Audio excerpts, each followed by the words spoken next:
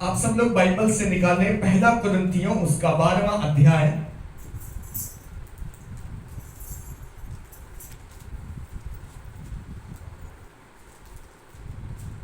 Page number 238 238। पहला कुरिन्थियों 12 अध्याय 1 वचन से लेकर 11 वचन तक कोई भी जन पढ़ दे, जोर से पढ़े।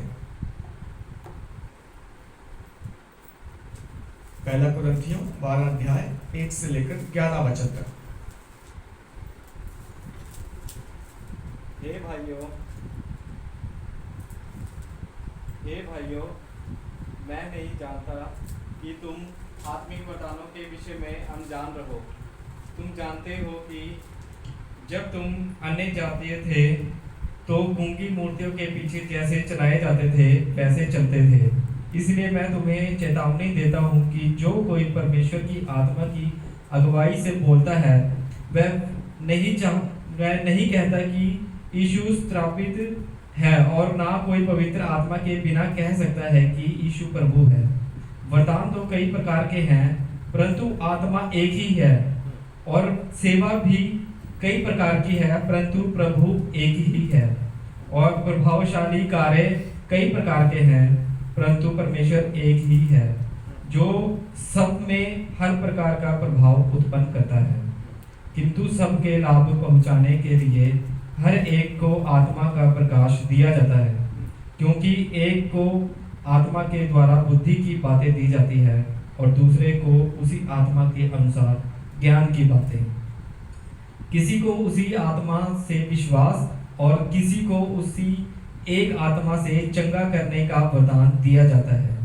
फिर किसी को सामर्थ्य के काम करने की शक्ति, और किसी को भविष्यवाणी की, और किसी को आत्माओं की परख, और किसी को अनेक प्रकार की भाषा, और किसी को भाषाओं का अर्थ बताना। परंतु ये सब प्रभावशाली कार्य वही एक आत्मा करता है, और जो चाहता है वह बांट देता है। आमीन, हालेलुया। अभी आप पढ़े ना, अभी सुने। बाइबल लिखती कि आत्मा तो एक ही है, लेकिन वरदान कई प्रकार के हैं। हालेलुया। और जिसे जो चाहता है वह उसे बांट देता है। यानी परमेश्वर जो वरदान आपको देना चाहता है वो आपको दे देगा, बांट देता है वो, यानी हमें दिया जाता है। हालेलुया। लिखा कि इसलिए मैं तुम्हें चेतावनी देता हूं, जो कोई परमेश्वर की आत्मा की अगुवाई से बोलता है वह नहीं कहता कि यीशु श्रापित है, और ना कोई पवित्र आत्मा के बिना कह सकता है कि यीशु प्रभु है। हालेलुया। आपने कब यीशु मसीह को जो है प्रभु करके ग्रहण किया? कब जो है आपने प्रभु यीशु मसीह को प्रभु प्रभु कहना शुरू किया? बाइबल बताती जब तक आपके अंदर परमेश्वर का आत्मा नहीं आता, जब तक पवित्र आत्मा आपको अगुवाई नहीं करता अंदर से, तब तक आप जो है प्रभु को प्रभु करके ग्रहण नहीं कर सकते, नहीं करते। हालेलुया। कितने लोगों को सुसमाचार सुनाया जाता है, कितने लोगों को बताया जाता है तुम विश्वास करो चंगे हो जाओगे, तुम ये करो आ जाओ। क्यों नहीं आते वो?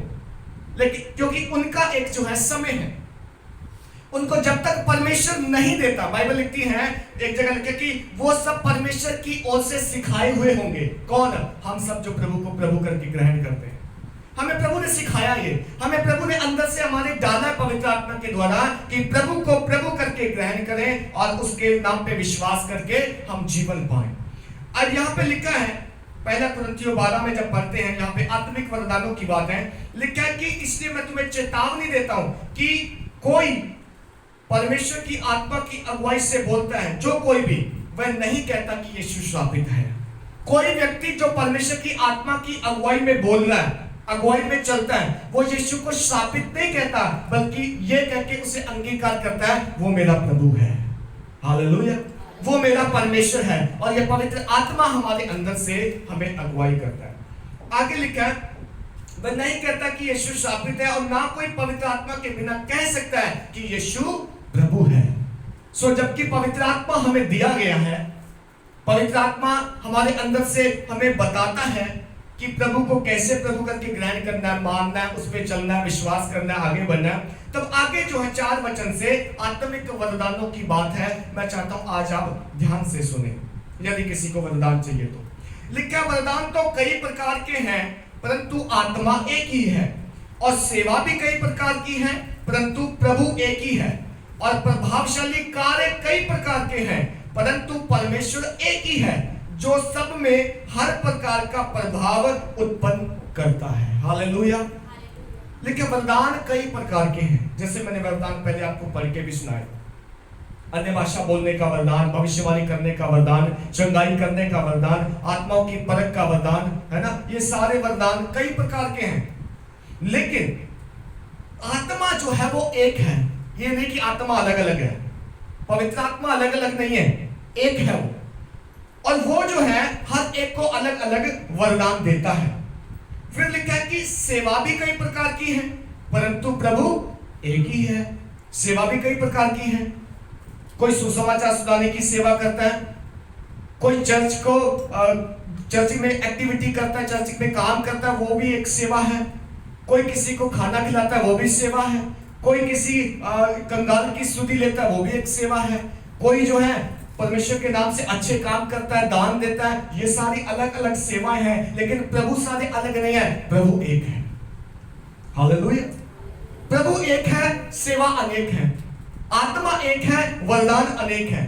और आगे लिखा प्रभावशाली कार्य कई प्रकार के हैं, परंतु परमेश्वर एक ही है, जो सब में हर प्रकार का प्रभाव उत्पन्न करता है। प्रभावशाली कार्य भी कई प्रकार के हैं, कई प्रभावशाली कार्य हैं। आपने प्रार्थना की, लोग चंगे हो गए, प्रभावशाली कार्य है। आपने किसी को वचन सुनाया, सुसमाचार सुनाया, परमेश्वर के आत्मा ने उससे अगुवाई की, वो विश्वासी बन गया, वो चर्च आने लग गया, उसने विश्वास किया, बपतिस्मा लिया, कलीसिया में जुड़ गया, एक प्रभावशाली कार्य है। कई प्रकार के प्रभावशाली कार्य हैं, लेकिन बाइबल लिखती है परमेश्वर एक ही है, सब में हर प्रकार का प्रभाव उत्पन्न करता है। परमेश्वर जो है वो एक है, और पवित्र आत्मा एक है, और जो है प्रभु जो है एक है, परमेश्वर एक है, लेकिन अलग अलग उसने हमें कार्य दिए हैं, अलग अलग उसने वरदान दिए हैं, अलग अलग तरीके से हम उसकी सेवा करते हैं, महिमा करते हैं, और वो हम में से हर एक के अंदर एक प्रभाव उत्पन्न करता है, एक फैक्ट लेके आता है परमेश्वर हमारे जीवन में। हालेलुया। आगे लिखा है 7 वचन में, कोई पढ़े?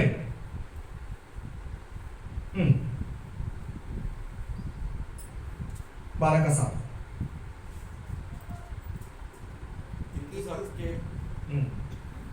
एक जन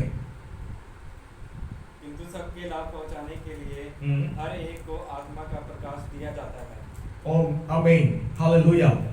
7वां वचन कहता है सबके लाभ पहुंचाने के लिए हर एक को आत्मा के द्वारा, यानी आत्मा का प्रकाशन दिया जाता है। अब आप पूछोगे वरदान लेके क्या करना, हमने क्या करेंगे वरदानों को?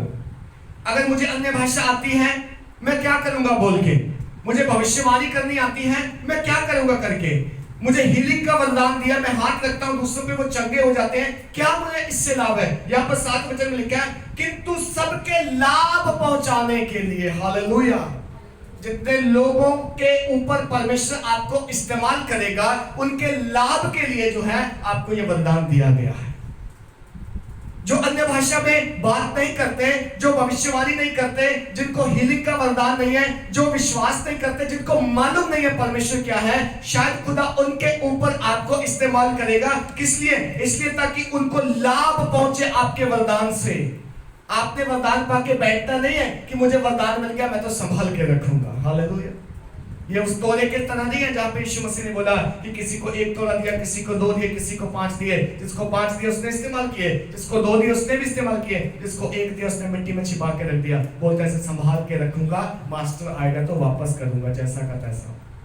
क्या बोला मास्टर ने? जिसने संभाल के रखा था ना मिट्टी में, मास्टर बोलता तू शापित है, तू शापित है। क्यों? क्योंकि तुझे जो दिया गया तूने मल्टीप्लाई नहीं किया, तुझे जो दिया मैंने तूने उसे इस्तेमाल नहीं किया, शापित है तू। और फिर मास्टर बोलता है इससे ये भी ले लो जो एक इसके पास, छीन लो इससे, और उसको दे दो जिसके पास 5 हैं, उसके पास और हो जाएंगे। हालेलुया। तो प्रभु जब वरदान देता है तो मैं उसको जेब में संभाल के नहीं रखूंगा, अपने घर में संभाल के नहीं रखूंगा, मैं उसे छिपा के नहीं रखूंगा। मैं उसे परमेश्वर की महिमा के लिए, लोगों के लाभ के लिए, फॉर द चर्च एडिफिकेशन मैं उसे इस्तेमाल करूंगा। क्या हो जाएगा उससे? लिखा है कि बहुतों को लाभ पहुंचाने के लिए हर एक को आत्मा का प्रकाश दिया जाता है, क्योंकि एक को आत्मा के द्वारा बुद्धि की बातें दी जाती हैं और दूसरे को उसी आत्मा के अनुसार ज्ञान की बातें दी जाती हैं। हालेलुया, ये भी एक वरदान है। आपने देखा कई लोग बड़ी बुद्धि की बातें बोलते हैं, बोलते बड़ा समझदार व्यक्ति है, बड़ी बड़ी सोच समझ के बात बोलता है, कभी फालतू नहीं बोलता। उसको परमेश्वर ने बुद्धि का आत्मा दिया है। हालेलुया। कोई ज्ञान की बातें बोलता है, कहां से आया वो ज्ञान? उसने नहीं खरीदा, उसने नहीं कमाया, उसे परमेश्वर के आत्मा के द्वारा दिया गया। ये परमेश्वर का वरदान है। तो उसको ज्ञान का आत्मा दिया गया, उसको बुद्धि का आत्मा दिया गया, और ये एक ही आत्मा के द्वारा दिया जाता है। और लिखा है कि किसी को उसी आत्मा से विश्वास और किसी को उसी एक आत्मा से चंगा करने का वरदान दिया जाता है। हालेलुया।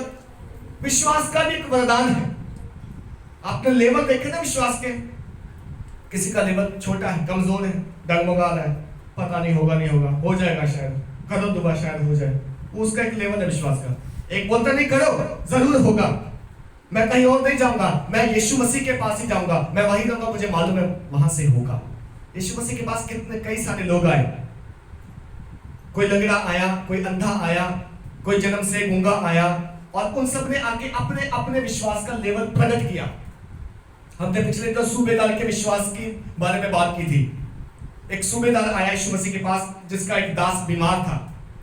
हाँ, वो आया यीशु मसीह के पास आके बोलता है कि प्रभु तू मेरा दास जो है वो बीमारी में पड़ा हुआ है और तू उसे चंगा कर। यीशु मसीह बोलता है मैं चलूंगा तेरे साथ, चंगा करता हूँ उसको जाके। वो बोलता है नहीं नहीं नहीं, मेरे घर मत चलना, मैं पापी मनुष्य हूँ, मेरा विश्वास इतना है, तू यहीं से शब्द कह दे, मेरा दास चंगा हो जाएगा। हालेलुया। प्रभु बोलता है, प्रभु यीशु मसीह पीछे मुड़ा, चेलों की तरफ देखा, जो भीड़ थी उनकी तरफ देखा, बोला मैंने इस्राएल में ऐसा विश्वास नहीं देखा कभी भी जितना इस सूबेदार का विश्वास है, हालांकि ये इस्राएली नहीं है। हालेलुया। हम इतने सालों के विश्वासी हो जाते हैं, कई बार 10 साल 20 साल 30 साल हो गए हमें चर्च आते हुए, हमारा विश्वास का लेवल यहीं पर है। अभी भी हो जाएगा, ठीक है, नहीं होगा तो ना होगा, वहीं पर है विश्वास का लेवल। प्रभु चाहता है हमारा विश्वास का स्तर जो है वो बढ़ना चाहिए day by day, every day. जब जब हम वचन सुने तब तब हमारा विश्वास बढ़ता जाए, जब जब हम प्रार्थना करें तब तब हमारा विश्वास बढ़ता जाए, जब जब हम प्रभु के कामों को देखें तब तब हमारा विश्वास बढ़ता जाए। यदि हम वचन सुनेंगे नहीं, पढ़ेंगे नहीं, काम नहीं देखेंगे, आगे बढ़ेंगे नहीं, विश्वास नहीं करेंगे, हमारा स्तर कैसे बढ़ेगा विश्वास का? हम वहीं के वहीं पड़े रह जाएंगे। बाइबल बोलती है कि जो पेड़ फल नहीं लाता वो काटा और आग में झोंका जाएगा। जब हमारे अंदर विश्वास नहीं होगा तो आप सोचो फल कहां से आएंगे? विश्वास आएगा कहां से? कहां से आएगा विश्वास? क्यों उस सूबेदार का विश्वास बड़ा था और बाकियों का छोटा? क्यों कुछ लोग यीशु मसीह के पास आए तो यीशु ने बोला तुम्हारा विश्वास बड़ा है, तुम्हारे विश्वास के खातिर हो जाएगा तुम्हारे लिए। सब कुछ विश्वास पर टिका हुआ है। आपकी चंगाई, आपका छुटकारा, आपका उद्धार, आपके घर का उद्धार, आपके जीवन की बरकत, आशीष, जो कुछ भी है विश्वास पे टिका हुआ है। विश्वास है तो हो जाएगा, विश्वास बड़ा है तो जल्दी होगा, बड़ा है तो जितना बड़ा है उतना ही बड़ा काम होगा। हालेलुया। समझ में आ रहा है आपको? समझ में आ रहा है? वरदानों में से एक वरदान कौन सा है? विश्वास का। हम सब विश्वासी कहलाते हैं ना? विश्वासी है ना हम सब? किसके विश्वासी हैं? किसके हैं? यीशु मसीह के विश्वासी है ना? तो यीशु मसीह के कामों पर हमें विश्वास करना है। विश्वास करना है कि वो प्रभु है, विश्वास करना है कि मैं जो कुछ मांगता हूं मुझे मिलता है, जो मैं मांगूंगा वो मिल जाएगा, जो मैं कर रहा हूं वो सही है। ये विश्वास हमारे अंदर होना चाहिए। बाइबल बोलती है विश्वास सुनने से, और सुनना मसीह के कहां से? किसके वचन से? मसीह के वचन से। हम जब चर्च आते हैं तो वचन सुने, इधर से जाने दे उसको अंदर। और जब भी चर्च आए ना तो अपने घर की जो बातें हैं, काम हैं, स्टोरियां हैं, कथा हैं, कहानियां हैं, उन सबको छोड़ आए घर में ही। क्योंकि अगर उनको साथ में लेके आए तो यहाँ चर्च में जो हम सुनते हैं वो अंदर जाएगा नहीं, जाता ही नहीं है। कई बार मैं पूछता ना आप लोगों से पिछले संडे क्या सुना था, बताओ पिछले संडे क्या सुना था? किस टॉपिक पे हमने बात की थी? कोई बताएगा? किसी को याद नहीं है? एक शब्द बोला था मैंने, एक शब्द का अर्थ बताया था। बताओ क्या था? पुनरुत्थान। क्या मतलब होता है इसका? बताओ। मृतकों में से जी उठना। जैसे यीशु जी उठा था वैसे हम भी जी उठेंगे। ये पुनरुत्थान है। हमने पिछले संडे इसके बारे में बात की थी। क्यों याद नहीं रहता हमें? क्यों याद नहीं रहता? पिछले संडे अगर मैं पूछूं आपने क्या खाया था, आपको याद होगा, शायद याद होगा। बोलोगे ये बनाया था लग रहा है। पिछले संडे कौन सा कपड़ा पहना था? मैंने इस कलर का कपड़ा पहना था। पिछले संडे आप कहां कहां गए थे वो भी याद होगा। वचन क्यों याद नहीं रहता हमें? वचन क्यों याद नहीं रहता? बाइबल बोलती है, एक यीशु मसीह ने उदाहरण दिया कि बीज जो है किसान जो है बीज बोने के लिए निकला और उसने 4 प्रकार की भूमि में जो है बीज गिराया। और वहां पे 3 प्रकार की जो भूमि है वो अच्छी नहीं है। वहां पे झाड़ी वाली भूमि है, पथरीली भूमि है, रोड के किनारे वाली भूमि है। उनमें जो बीज गिरा वो फल नहीं लेके आए। किसी को अच्छी मिट्टी नहीं मिली इसलिए फल नहीं लाया। किसी को जो धूप लगी और वो सूख गया। किसी को जो रोड के किनारे था वो पक्षी आके चुग गए। ये बीज वही वचन है जो यहाँ से बोला जाता है मेरे प्रियो। भूमि मेरा और आपका हृदय है। यदि तैयार नहीं है, प्रिपेयर करके नहीं आए तो ये बीज तो बोया जाएगा। बीज तो परमेश्वर का अच्छा है, बीज तो सेम है सबके लिए, लेकिन फल अलग अलग भूमियां अलग अलग लेके आती हैं। वो भूमि जिसकी जितनी तैयार है उतना ही ज्यादा फल लेके आएगी। इसलिए बाइबल बताती है कि विश्वास सुनना मसीह के वचन से होता है। हम वचन को जब पढ़ें, जब सुने तो एकदम स्थिर होके, क्योंकि बाइबल में बोलती है कि तुम बोलने में धीमे और धीरज रखो, सुनने में क्या करो? तत्पर हो जाओ। तत्पर, खड़े कान, खरगोश की तरह एकदम खड़े। जब वचन आ रहा है तो सीधा अंदर जा रहा है। वो वचन जब हम सुनते हैं प्रभु का, वो वचन कानों से इधर जाता है हृदय में। ध्यान दें, इधर जाता है हृदय में। फिर जब हम उसमें मनन करते हैं, है ना, मनन करना भी जरूरी है ना। वचन सुना, साथ लेके जा रहा हूँ, घर जाता हुआ बातें करता जा रहा हूँ। आज वचन ने मुझसे ये बात की है। घर में गए, घर के मेंबरों से डिस्कशन करो, आज हमने चर्च में ये वचन सुना। कल को ऑफिस गए, वहां पे याद रखो कल हमने ये वचन सुना था। मंडे, ट्यूसडे, वेडनेसडे, थर्सडे, याद रखो इस वचन को क्या हमने सुना था। एटलीस्ट एक पॉइंट तो याद रखो कि किसके बारे में प्रभु ने मुझसे बात की थी। अगर उस वचन के अकॉर्डिंग आपका जीवन खराब है, वहां पे गलत है, ठीक है। मान लो हमने बात की थी कि जी उठने के बारे में, आप मान लो विश्वास नहीं करते जी उठने के बारे में। आज तक आपको विश्वास है कौन जीतता है? सारे तो मरते हैं, कोई मिट्टी में चला जाता है, किसी को जला लेते हैं। लेकिन आपने वचन सुना, मुर्दे जी उठेंगे एक दिन, समय आएगा मुर्दे जी उठेंगे। जब आपने वचन सुना, इस पे मनन करो, इस पे मनन करो। मैं भी एक दिन जी उठूंगा, मैं मरूंगा जरूर सबके समान, मैं मरूंगा लेकिन मैं जी उठूंगा। क्यों? क्योंकि मैं मसीह यीशु में सोऊंगा। मैं मरूंगा नहीं, मैं सोऊंगा और सोने वाले जाग उठेंगे। हालेलुया। वचन को जब हम सुने, पढ़ें, तो उसको मनन करें, उसको याद रखें, उसको बनाए रखें इधर, ताकि वो हमारे विश्वास को क्या करे? वो हमारे विश्वास को बढ़ाता रहे, वो हमारे विश्वास को बढ़ाता रहे। और जब विश्वास बढ़ता जाएगा, ज्यादा हो जाएगा, बड़ा हो जाएगा, तो बाइबल बोलती तेरे विश्वास ने तुझे चंगा कर दिया है, तेरे विश्वास के अकॉर्डिंग तेरे लिए हो गया, तू चला जा। कोई भी आप प्रार्थना निवेदन आप लेके जाओगे प्रभु के सामने, कोई भी समस्या का आप जब सामना कर रहे हो, तो विश्वास अगर बड़ा है तो समाधान भी होगा, जरूर होगा, जल्दी होगा। हालेलुया। इसलिए बाइबल में लिखा है कि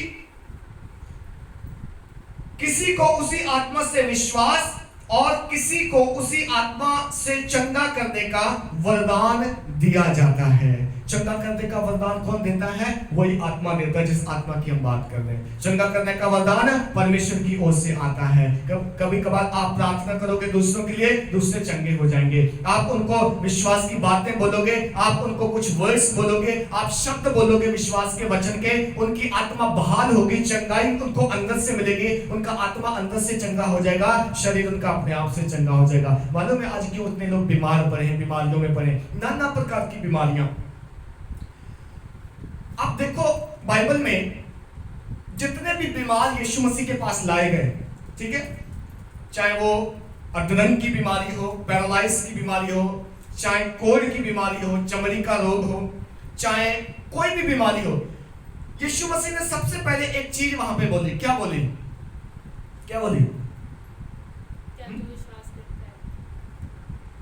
नहीं, क्या तू विश्वास करता नहीं है? यीशु ने उनके पापों को क्षमा किया, जा तेरे पाप क्षमा हो गए। तो फिर इसका मतलब क्या? बीमारी की वजह क्या थी? बीमारी की वजह क्या थी? पाप। लोग जब पाप में जीना पसंद करते हैं, पाप में रहना पसंद करते हैं, पाप में बने रहते हैं, तो एक कारण है उनमें से वो बीमारी को साथ लेके आएंगे। हालेलुया। और वो बीमारी फिर ऐसी होती है, फिर वो महीनों महीनों पड़े रहते हैं बिस्तर पे। ये बुखार नहीं है कि थोड़ा सा हुआ और पैरासिटामोल खाई ठीक हो गए। ये खांसी नहीं है सिरप पी ठीक होगी। वो बीमारी कई बार 6 महीने, सालों, कई सौ सालों, कई सालों तक जो है उनके शरीर में एक जकड़ लेती है, उनको एक रोगी बना देती है। और डॉक्टर कहते हैं इसका इलाज नहीं है, ये तो ऐसे रहेगा जब तक जिएगा। लेकिन वो रूट क्या है, इसका रूट प्लान क्या है? पाप है। पाप, हम सबने पाप किया, अभी होते हैं हमसे, लेकिन प्रभु ने हमें क्षमा किया। मालूम, प्रभु ने क्षमा किया। कितने पाप क्षमा किए प्रभु ने हमारे? वो बोलते हैं जन्म से लेकर तूने जितने किए सारे क्षमा, लेकिन अब आगे मत करना, आगे मत करना। एक चीज है, पाप हमसे होता है, ठीक है, जाने न जाने में, क्योंकि हम जब तक शरीर में है ना, इस मिट्टी में, तब तक होंगे, ये सब होंगे, क्योंकि हम परफेक्ट नहीं है। परफेक्ट हम तब होंगे जब उस वाले जीवन में जाएंगे, पुनरुत्थान में जब जाएंगे। लेकिन एक व्यक्ति होता है, उसको मालूम है ये पाप है, लेकिन वो पाप में बना रहना चाहता है। हालेलुया। वो पाप छोड़ना नहीं चाहता। उसको मालूम है कि मुझे प्रभु ने क्षमा किया है इससे, उसको मालूम है कि इसके लिए भी प्रभु ने कोले खाए हैं, लेकिन वो पाप से समझौता, दोस्ती करके बैठ गया। वो ये बोलता है मुझसे ये नहीं छूटता, मैं ये छोड़ नहीं सकता।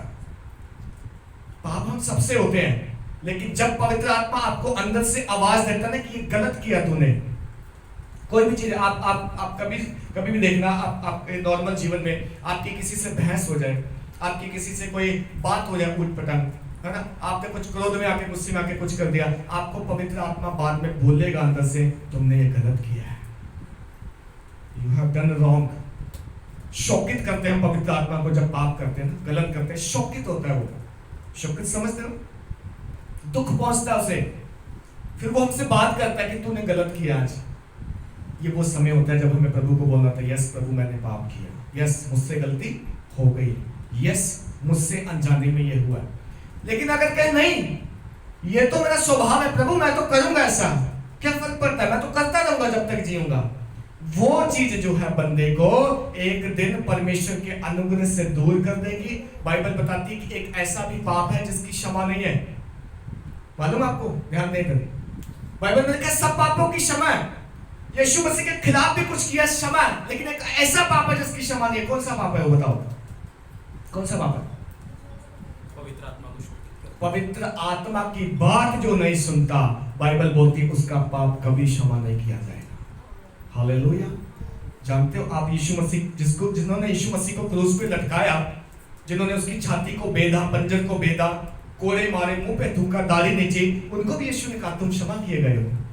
कोई फर्क नहीं पड़ता, मनुष्य के पुत्र को, परमेश्वर को तुमने जो मर्जी कह दिया, कोई बात नहीं।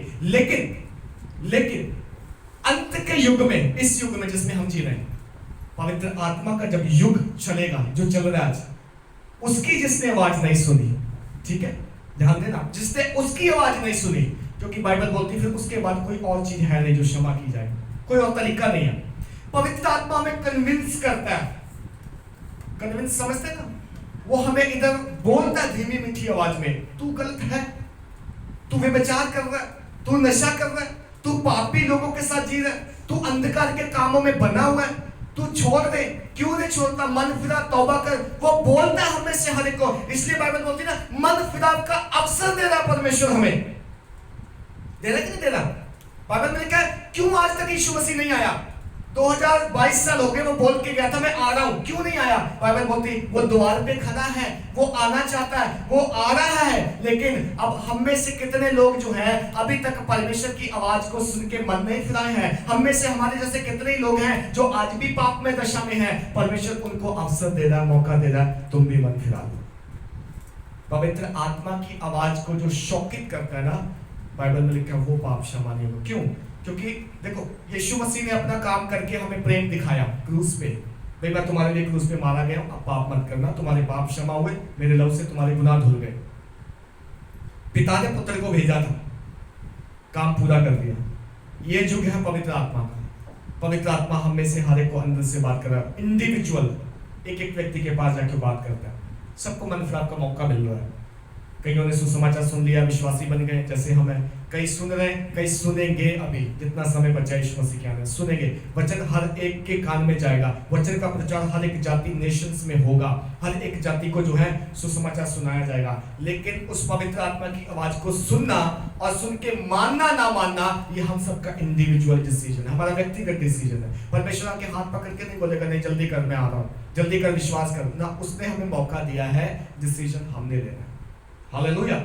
सो जो पवित्र आत्मा की आवाज को नहीं सुनते, उसका कहना नहीं मानते, उनका पाप बना रहेगा और वो परमेश्वर के अनुग्रह से अलग हो जाएंगे। उनके लिए बाइबल बोलती है कि सिवाय दांतों को पीसना, रोना, उसके अलावा उनको कुछ नहीं है। उनका भाग फिर उसी झील में होगा जो आग और गंधरस की है। इसलिए जब पवित्र आत्मा मुझे आपको मन फिराव का अवसर देता है, जब पवित्र आत्मा आपको और मुझे बोलता है कि मन फिराओ, तौबा करो, तो कठोर मत करना अपने हृदय को। इस्राएलियों की तरह हृदय को कठोर मत करना, नहीं तो बाइबल लिखती है तुम मेरे विश्राम में प्रवेश नहीं करोगे। अगर उसके विश्राम में प्रवेश करना है तो आज पवित्र आत्मा की आवाज को सुनना जरूरी है।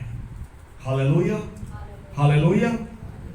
लिखा फिर किसी को सामर्थ के काम करने की शक्ति, और किसी को भविष्यवाणी की, और किसी को आत्माओं की परख की। हालेलुया। ये जो आत्माओं की परख है, इस पे अंडरलाइन कर लें आप अपनी बाइबल। ये एक बड़ा गंभीर विषय है। वचन 10 लिखा फिर किसी को सामर्थ के काम करने की शक्ति, किसी को भविष्यवाणी की, और किसी को आत्माओं की परख। ये जो आत्माओं की परख है ना, ये एक वरदान है। क्या है ये? कैसे करते हैं परख? आपने जब दोस्त बनाया किसी को, आपने उसको परखा, ये बंदा कैसा है, ये बंदा कैसा है। क्योंकि बाइबल में लिखा है शैतान जो है ना स्वर्गदूतों के भेष में आता है।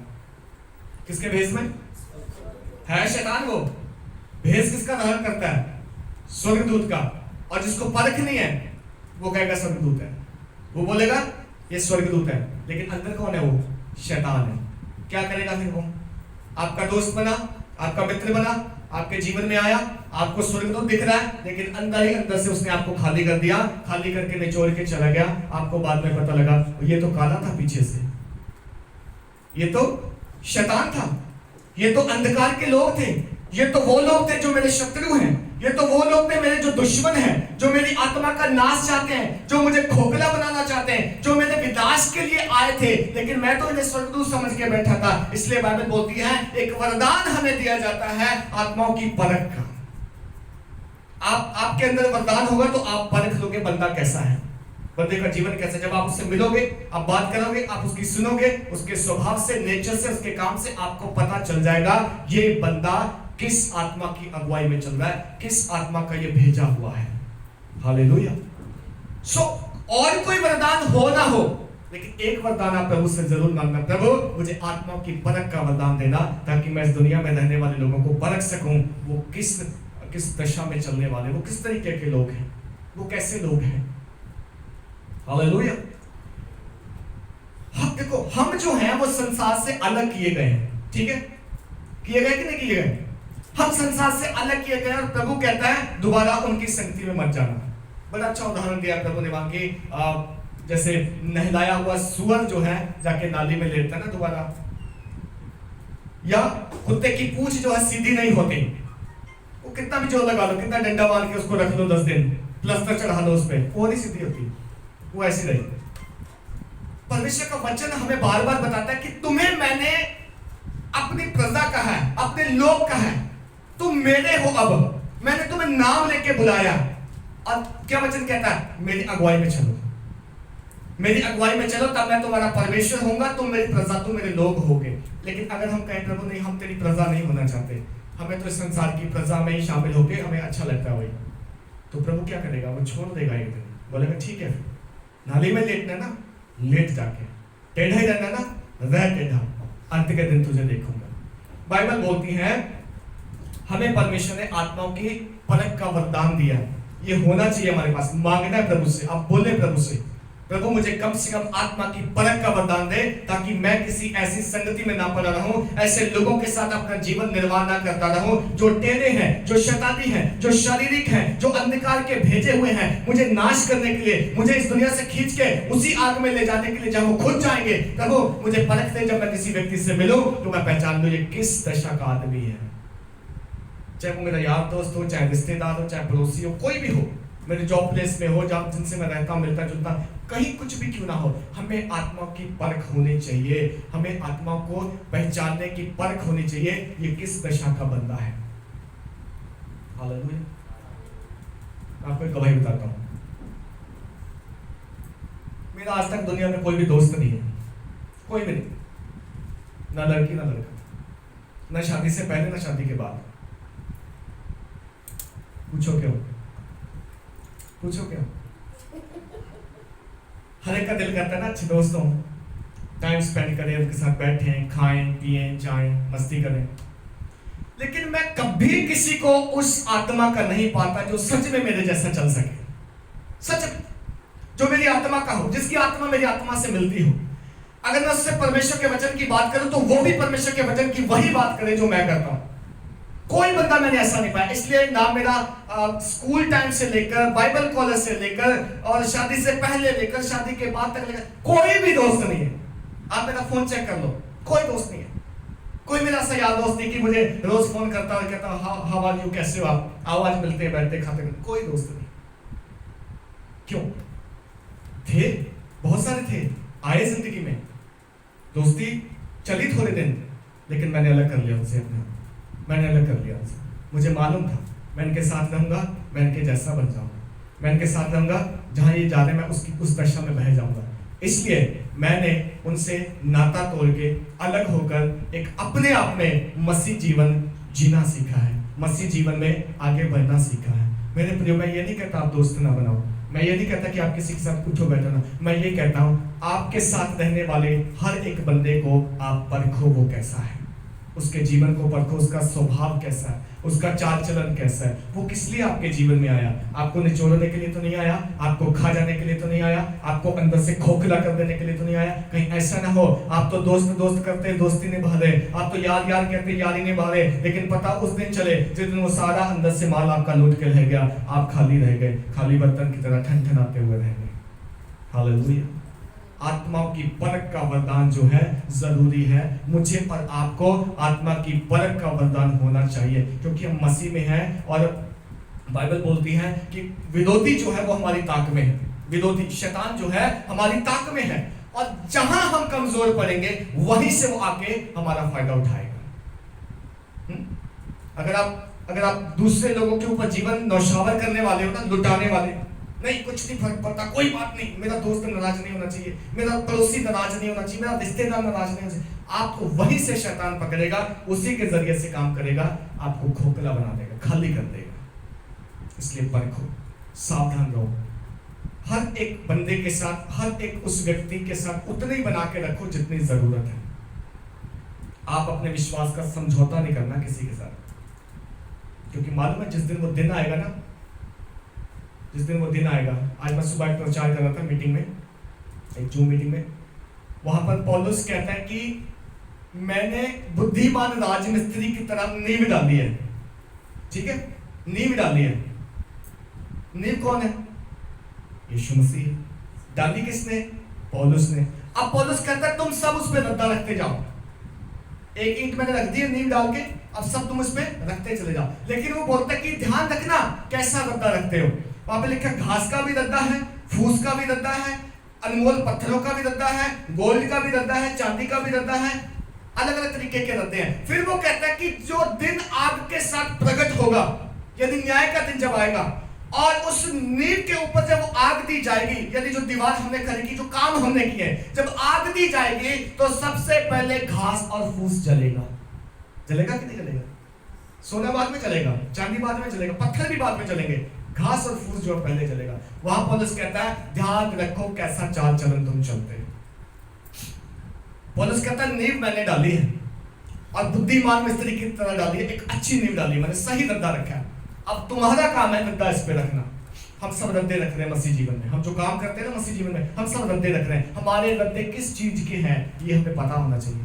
क्या वो घास फूस है, क्या वो गोल्ड है, क्या वो चांदी, क्या पत्थर है। जब आग उस पे आएगी तो जिसके काम अच्छे नहीं होंगे सबसे पहले वो जलेगा। घास फूस का रद्दा वही है जिसके काम अच्छे नहीं है मसीह में, जिसके काम स्ट्रॉन्ग है, मजबूत है, वो पत्थर है, वो सोना है, वो चांदी है, वो नहीं जलेगा, वो बच जाएगा।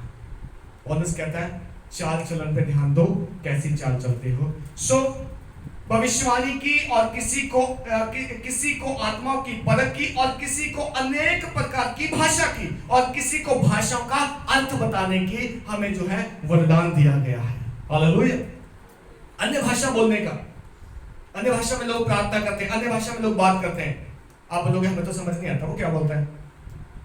वो परमेश्वर की लैंग्वेज है और उस व्यक्ति और परमेश्वर के बीच की बातचीत है। इसे ना आप समझते हो ना शैतान समझता है इसे।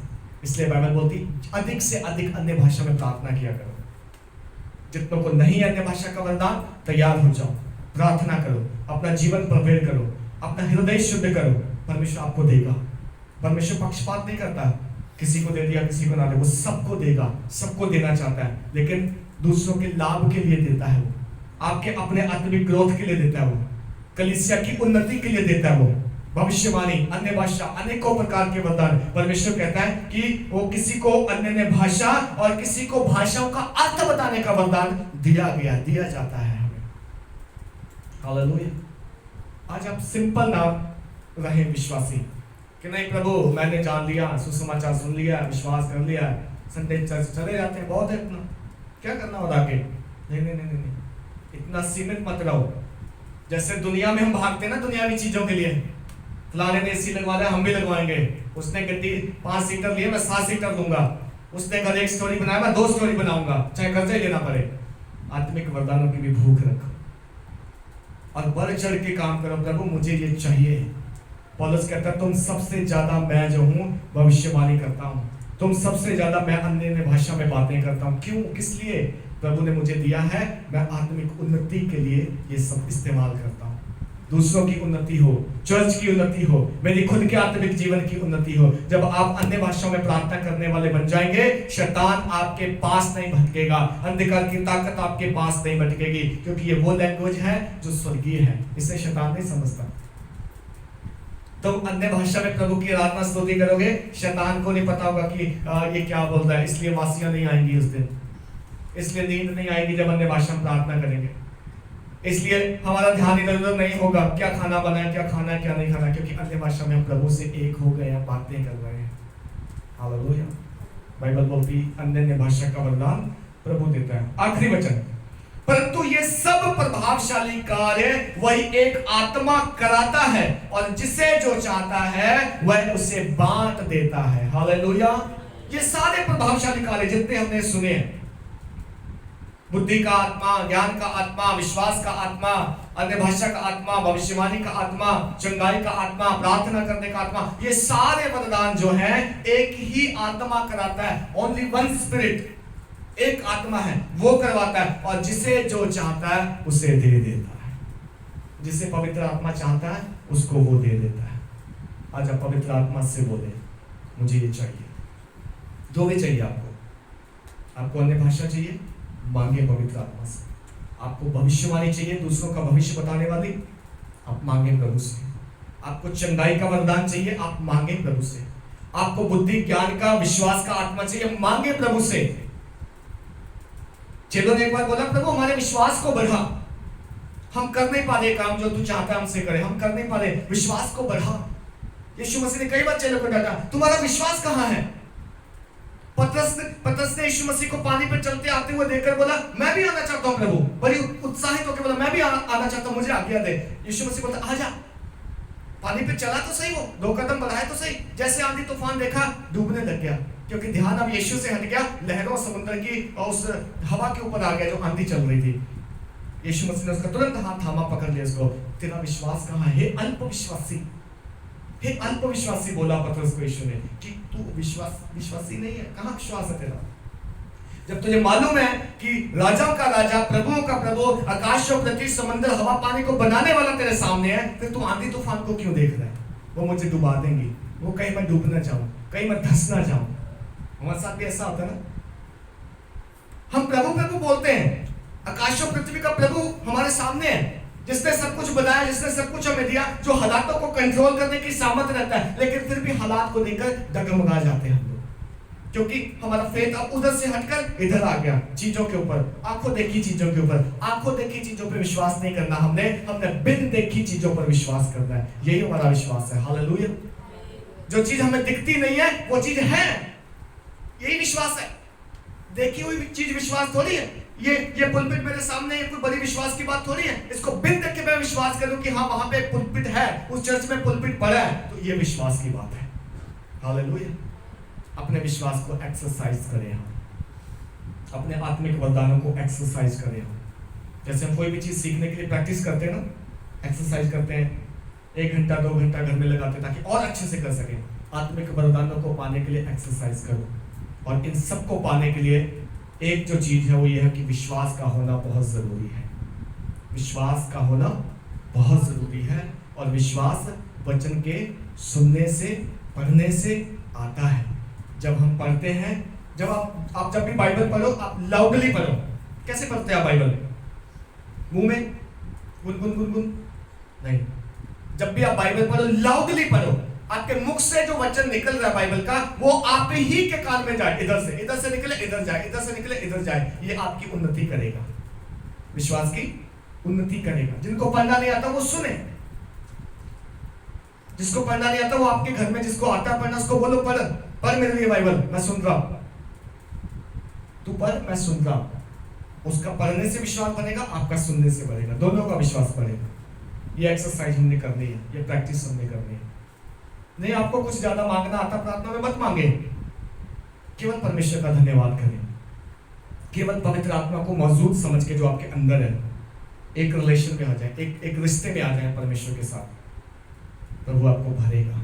इन दिनों परमेश्वर आपको वरदानों से भरना चाहता है।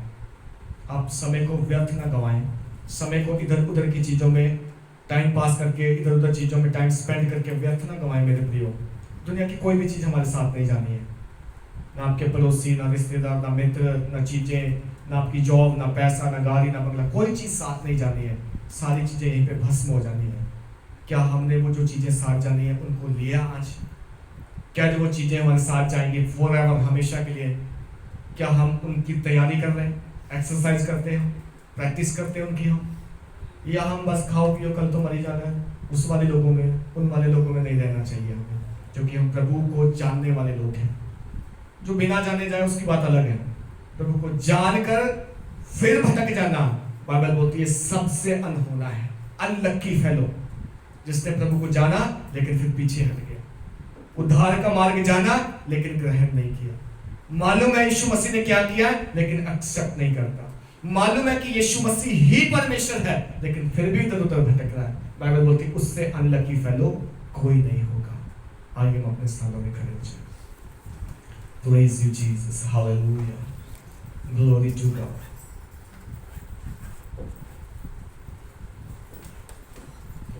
Jesus, धन्यवाद यीशु मसीह।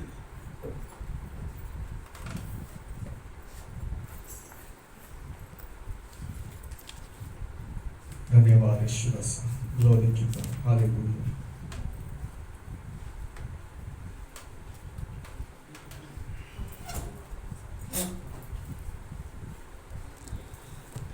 सब लोग अपनी आंखों को बंद रखेंगे। आज प्रभु से आप पुकारें और मांगे कि प्रभु मुझे आत्मा के वरदानों से भर दे। एक घंटे से नहीं, काफी सालों से भर दे। मैं दुआ करूं तो लोग चंगे हो जाएं, मैं अपना विश्वास का स्टेटमेंट शेयर करूं तो लोग हील हो जाएं, लोग भी विश्वास में आ जाएं। मुझे बुद्धि और ज्ञान का आत्मा दे परमेश्वर, ताकि मैं समझ सकूं चीजों को क्या हो रही है इस दुनिया में।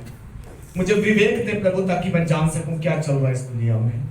सबसे बड़ी बात, आप प्रभु से परख का आत्मा मांगे। प्रभु मुझे दूसरों को परखने का आत्मा दे, ताकि मैं लोगों को जान पाऊं ये कैसे लोग हैं। Hallelujah, thank you Jesus. धन्यवाद यीशु मसीह। ये गीत गा के हम प्रभु को धन्यवाद करेंगे। पाना है जो रूह का मसा,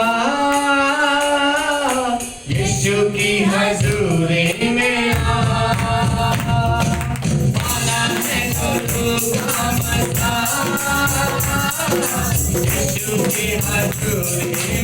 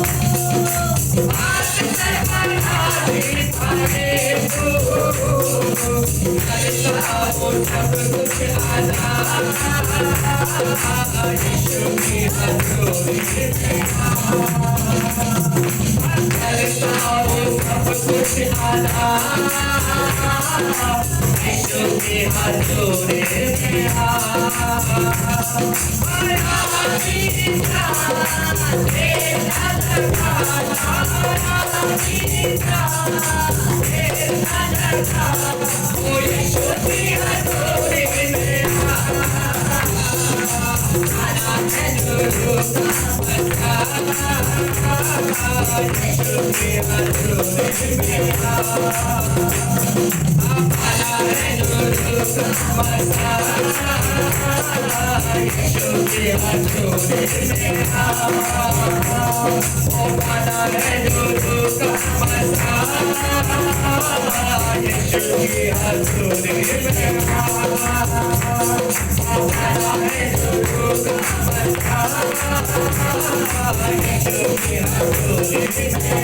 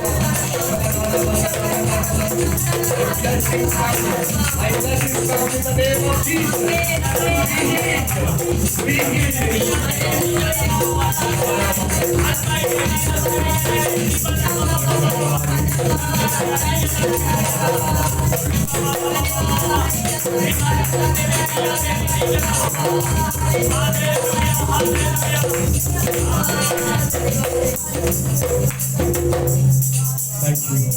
Hallelujah. We worship you, Jesus. We praise you, Jesus.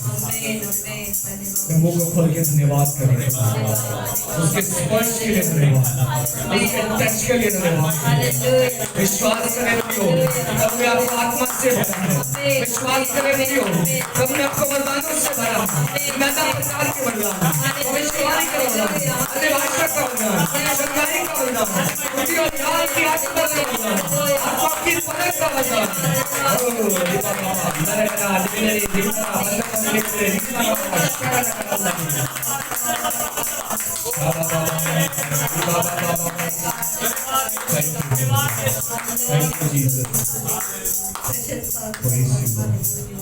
खुदा तेरा धन्यवाद करते हैं, तेरे लोग प्रभु तेरी हजूरी में हैं। आज तेरी आत्मा का मसा इनके ऊपर ठहरे, अभिषेक के साथ बंधन टूटे, अभिषेक जो है अंधकार के जुए को तोड़े इनके जीवनों से। आज जैसे आए वैसे सेम ना जाए प्रभु, एक बदला हुआ जीवन लेके जाए और अपने घर परिवार में समाज में एक बड़े छुटकारे बढ़ोतरी का कारण बने, ये कलीसिया की उन्नति का कारण बने, आत्मा को जीतने का कारण बने, बहुत इनके द्वारा बचाए जाए प्रभु। मैं इन्हें फ्री घोषित करता हूँ, इन्हें आजाद घोषित करता हूँ और इन्हें यीशु मसीह में मैं स्वतंत्र घोषित करता हूँ। खुदा तेरी ब्लेसिंग इनके जीवन में ठहरे, ये वचन इनके हृदय में जो गया है इससे शैतान न चुराए। हम सील लगाते तेरे लहू की, पवित्र आत्मा जी हम सील लगाते हैं तेरे नाम की और तेरा पहरा बिठाते प्रभु। ये जहां जाए इस वचन को याद रखे, ये जहां जाए प्रभु इस बात को ध्यान में रखे, तूने हमें आत्मिक वरदानों से भरा। हम परमेश्वर के वरदान को कैरी करने वाले लोग हैं, यदि उपस्थिति को लेके जाने वाले लोग हैं। हम लज्जित नहीं होंगे, हम जयवंत से बढ़कर हैं। तेरा मसा डबल होता जाए, तेरा अभिषेक मल्टीप्लाई होता जाए, हमें शांति और आनंद से भरे। खुदावन तेरा धन्यवाद, खुदावन तेरी तारीफ। परमेश्वर तेरे छूने के लिए धन्यवाद, तेरे वर्ड के लिए धन्यवाद जो प्रभु 300 गुना फल लेके आए हमारे जीवन में। प्रार्थना करते प्रभु मल्टीप्लाई हो जाए वचन, दुआ करते जितनों ने हाथ बढ़ाकर 300 गुना प्रतिफल दे, हमारी कमाइयों पे आशीष दे, हमें हर्ष और आनंद के साथ बोने वाले बना। हम तेरे राज्य में यूं ही अंश अंश करके बढ़ते और बदलते चले जाएं। तेरे समान तेरी समानता में, तेरे मारे गारे जाने और जीवने की समानता में एक हो जाए प्रभु। Thank you master, hallelujah. पवित्र आत्मा आपके हाथों में देते हम सबको खुदावन, तू महिमा पाए खुदावन, हम घटते जाएं तू बढ़ता चला जाए। धन्यवाद के साथ प्रार्थना यीशु मसीह के नाम से मांगते हैं, आमीन। पिता परमेश्वर का प्रेम, पुत्र यीशु मसीह का अनुग्रह, पवित्र आत्मा की संगति और सहभागिता हम सब विश्वासियों के साथ, इस झुंड के साथ अब से लेकर हमेशा तक होती रहे, आमीन। Hallelujah, hallelujah, hallelujah. सबको जय मसीह की। परमेश्वर आप सबको आशीष दे, प्रभु में आनंदित रहें और शांति में बने रहें। परमेश्वर की महिमा। जय मसीह की।